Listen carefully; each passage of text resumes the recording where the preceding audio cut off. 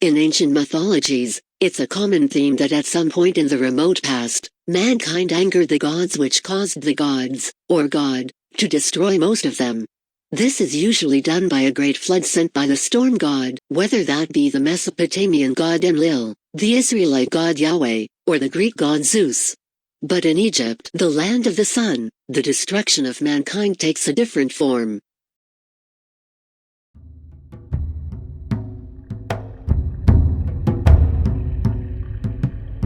When Ra created the world in the first time, a period known as Zep Tepi, the gods walked the earth amongst mortals.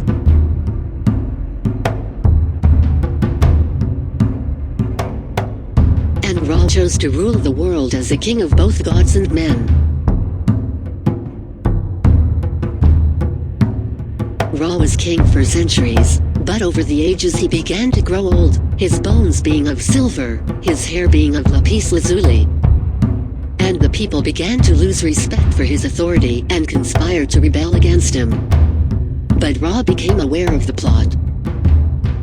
Learning of the rebellion disappointed him, and he considered destroying mankind and returning back to the waters of none. He called together a council of the gods to decide what to do.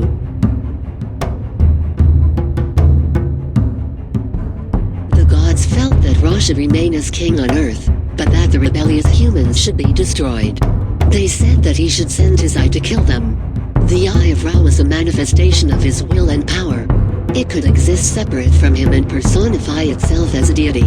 The gods told Ra to send his eye in the form of Hathor to slay those who plotted against him.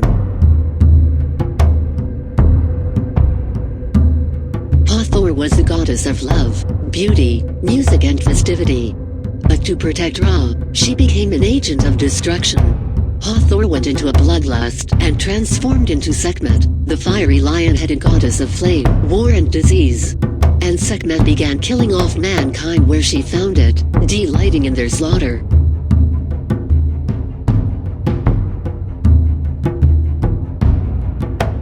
She killed so many that the blood began to flood the ground, and Sekhmet waded through their blood like water.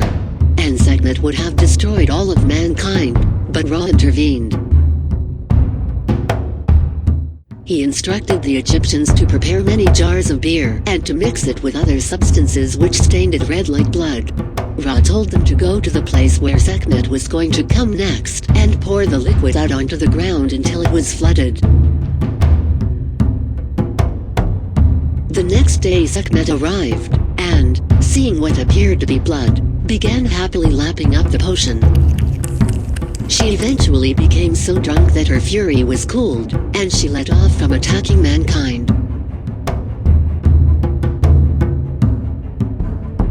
Ra greeted the return of the beautiful Hathor, and from then on, feasts and festivals for Hathor would feature intoxicating drinks. But though he had mercy on mankind, Ra still no longer wanted to live amongst them. He ascended into the skies to create the realms of heaven and the underworld where he would go. But without his presence the world was cast into darkness. So Ra left Thoth to be his representative in the sky when he was gone.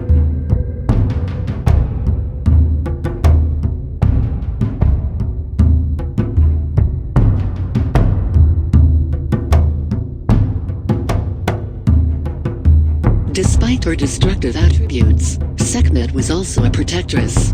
She was the goddess of divine retribution and punisher of evildoers.